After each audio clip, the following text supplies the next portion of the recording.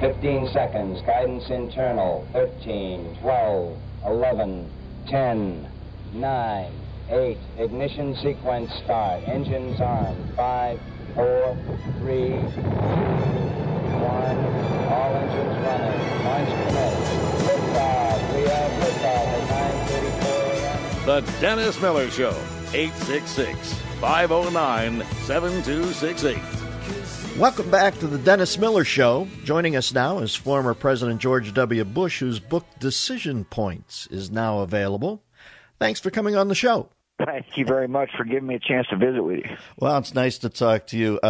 Listen, I was watching the President Obama the other day and make his concession or his negotiation, and I must say I was enamored of him in that moment because I know these are tough calls for him to make. And, it was the same time when you had to reinvigorate the war over there. Sometimes the man stands alone, and that's what I vote for him and pay them for. It's not always easy. You do make the calls, right? Yeah, I mean, the interesting thing about the president is you're presented with a series of issues that require decisiveness, and you can't duck issues that come into the Oval Office. And one of the reasons I wrote the book was to give people a sense of what it was like to be president. You know, some people agreed with my decision, some didn't. But nevertheless, if they read the book, they'll have at least a sense of what the environment was like when you have to make decisions in the Oval Office. The book, Decision Points, it's selling out the wazoo, right? Well, that's one way to put it. Yes, sir, it is. And I'm very grateful that citizens would want to buy it and read it. I hope they do. I spent a lot of time writing it and enjoyed the process, and I'm enjoying the process of making people aware that the book is available. Well, the book is very readable. I'm around halfway through it now. And I've always thought that U.S. Grant's was the best of the presidential memoirs. He was up against some fiscal considerations, so he really took us off. But this reminds me of you, my friend, to the extent that I know you. Solid memories from an amiable bloke. And as I watch you do your press pass, I love the fact that you diffuse some potential rancor by just being a good cat. I mean, I admire you for that. Well, I appreciate that. As you know, humor is important in life, and if you can't laugh, in other words, if you take yourself so seriously, then there's something. There's a defect, I guess. Yeah, and I love humor. That's why you and I are friends, and I love to laugh. That's like I mean, one of the things I say to people when I'm out there selling the book is there's palpable shock amongst some who did not think I could read, much less write, and. It's been fun. And well, if you love to laugh, try this one on for sides. Biden replaced Biden with Cheney this morning. Can you believe that? And they're going bird hunting in Texas. Yeah. It's unbelievable. Mr. President, I want to ask you, how much of a curve did, as an old baseball man, the Turkey's aversion to let us come in through the north, it must have been right off the bat. That screwed some plans up, didn't it? Yeah, it really did. The fourth ID, the plan for the fourth ID was to come in from the north. And it looked like we had a deal with our NATO ally, and then their parliament balked, which caused us to have to change plans before we liberated Iraq. And in the book, I detail the frustrations with the Turkish decision, but also how the Pentagon, Secretary Rumsfeld and General Franks, dealt with their decision. And, in the book I say that, the diversion of troops that from south to north to fill in for the fourth ID was part of the reason why we didn't have enough force there in Baghdad to deal with the initial outburst of violence. Mm-hmm. I'm watching him around 5 hours into a BBC series called The World at War. Might not be BBC, but it's British. Olivier is the voiceover. I know you're a history buff. You might get it, ask Laura to get it for you for Christmas. It's an amazing book. And as I watch Hitler walking around the Birch Garden with that pig Mussolini strutting around, I'm thinking, can you imagine if these guys had nukes, how the world would be today?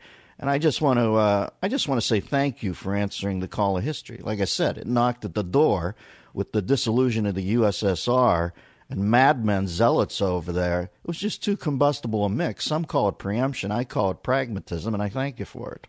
Well, I appreciate that. I think people will, if they choose to read the book, which of course I hope they do, that they will see that we had to view the world differently after 9/11.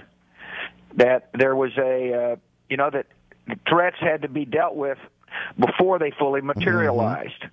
Otherwise, the country would be vulnerable. And one of the things I hope that people get out of the book is that it became clear, really clear, on September the 11th, that the most important job of the president is to protect the people. Mm-hmm. Well, the book is Decision Points, and I would pick it up for anybody in your life for Christmas. You still knocking out 21 minutes for 3 miles, or were you off that now? No, age has got me. I'm now a mountain bike rider. Oh, good for you. Yeah, and believe it or not, there's actually mountain bike trails. No mountains, but trails here in Dallas. And I've got a lot of people I ride with, and I'm staying fit. I found that exercise is not only leads to good physical condition, it leads to better mental condition. Yeah, you were always a beast. I remember you told me once you're doing 3 miles, 21 minutes. I said, what, are you kidding me? It took me 21 minutes to get from the buffet in Philly over to the table. It took you 21 minutes to get to your bedroom to your studio in your house. There you go. I can't call in and complain about traffic anymore. They're on to me. How's 41 doing? He's great. Thanks for asking. He's Laura and I and the girls will be with Mom and Dad the day after Christmas. I'm really looking forward to seeing them. I'm a lucky man, Dennis, in many, many ways, and one of the reasons why is because both parents are alive. Yeah. And I was one of two presidents who had both parents alive during the presidency, and the other being Jack Kennedy for a brief period, and that was in itself a blessing. And then, of course, both of them are alive now, and it's so I'm trying to spend as much time with Mom and Dad as I possibly can, and it's fun to do. Mother is still as feisty as ever. Yeah, I've seen her lately. Plus, you got that nuptial Dorian Gray thing going, where every day the best girl in your life gets more beautiful. I saw her out talking recently. I can't believe this guy must have had a great rap to get this gal to marry him. He did. She's got a rap too, I might add, and is willing to use it on a regular basis. I detail the relationship with my mom in the book, and we're very close. I said, I inherited a lot of her traits, some of which got me in trouble at times, like speaking very bluntly. But she is a wonderful woman and really fun to be around. Yeah, her candor is much appreciated. Well, listen, even after leaving the office, you were always classy in there, but the mafia call it omerta, where you zip it when you leave. There are some people, God, I think Jimmy Carter's on QVC today selling peanut figurines. But you've always honored that. I admire you for that. You stayed, well, listen, when I first saw you, I thought, this seems like a good man. I remember you watching a game on a baseball diamond you would build on the lawn for kids. And I remember the hijinks that went on before in that White House, and I saw you watching that game, and you hadn't even bent the bill on your baseball cap. And I liked that. I remember thinking, this is just a good man, and you proved that out to me. You've been a good man in all the 10 to 12 years I've been watching you. Well, you're kind to say it, Dennis, and I appreciate our friendship. I really do. It was a friendship that was forged immediately, and because I think we share the same values in many ways. And plus, as I told you, I love to laugh, and you're a funny guy. Well, I'll tell you what. When you closed down the 405 that day, and we whipped up from LAX to Century City, I said, I got to stay tight with this guy. I don't know anybody else who can do this. Yeah, they say, do you miss much in the presidency? And the truth of the matter is, I don't miss much. I do miss being pampered. And one of the ways you're pampered is you never have to sit in a traffic jam. No, that bubble gets sweet, man, when you're in the bubble. All right, yeah. President, the book is Decision Points. It's available this Christmas. You're a fine man, and I thank God that you were my president for 8 years. Well, I appreciate you very much, Dennis, and I wish you and your family all the very best. Yeah, happy holidays, baby. We'll talk at you down. Oh, sorry, what's the baby thing? Happy holidays, Mr. President. We'll talk at you down the road.